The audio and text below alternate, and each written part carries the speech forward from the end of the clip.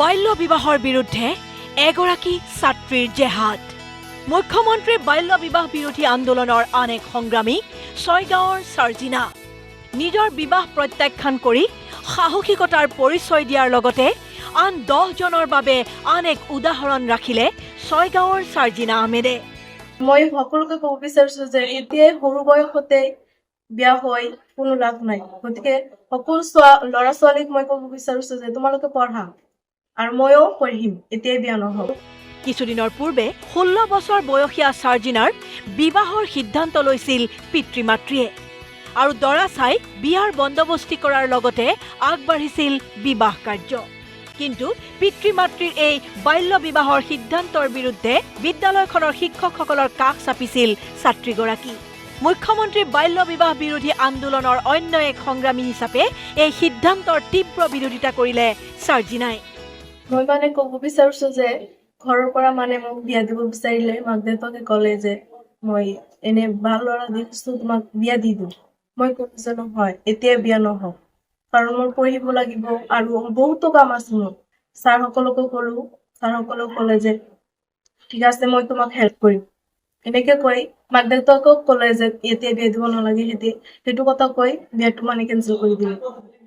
আৰু মই সকলোকে ক'ব বিচাৰিছো যে এতিয়াই সৰু বয়সতে বিয়া হৈ কোনো লাভ নাই। গতিকে সকলো ল'ৰা ছোৱালীক মই ক'ব বিচাৰিছো যে তোমালোকে পঢ়া আৰু ময়ো পঢ়িম, এতিয়াই বিয়া নহওঁ। ইয়াৰ পিছতে বদলা ৰাংগাপানী উচ্চতৰ মাধ্যমিক বিদ্যালয়ৰ বালিকা সুৰক্ষা মঞ্চই চাৰ্জিনা আহমেদৰ বিবাহ বাতিল কৰিবলৈ পিতৃ মাতৃক সৈমান কৰিবলৈ সক্ষম হয়। তাৰ পাছতেই এক সুন্দৰ পদক্ষেপ গ্ৰহণ কৰি বদলা ৰংগাপানী উচ্চতৰ মাধ্যমিক বিদ্যালয়ৰ কৰ্তৃপক্ষই বিদ্যালয়খনৰ বাৰ্ষিক অধিৱেশনত সাহসিকতাৰ বঁটা প্ৰদান কৰে চাৰ্জিনাক। আমাৰ বিদ্যালয়ৰ এগৰাকী সাহসী ছোৱালী যিয়ে বাল্য বিবাহৰ বিৰুদ্ধে মাত মাতি ঘৰৰ পৰা বিবাদী কাষত আবদ্ধ কৰাব বিচৰা ছোৱালীগৰাকীয়ে নিজে সাহসিকতাৰ পৰিচয় দি বিয়াত নবহো বুলি আমাৰ মাজত থিয় দি তেওঁক আজি আমি সাহসিকতাৰ বঁটাৰে আমি আমাৰ বিদ্যালয়খনৰ পৰা আমি সন্মানিত কৰিব পাৰিছোঁ। কেৱল বিদ্যালয় কৰ্তৃপক্ষই নহয়, অঞ্চলটোৰ বিভিন্ন দল সংগঠনেও চাৰ্জিনা আহমেদক এই সাহসিক আৰু সুন্দৰ পদক্ষেপৰ বাবে সম্বৰ্ধনা জনোৱাৰ লগতে বঁটা আগবঢ়ায়।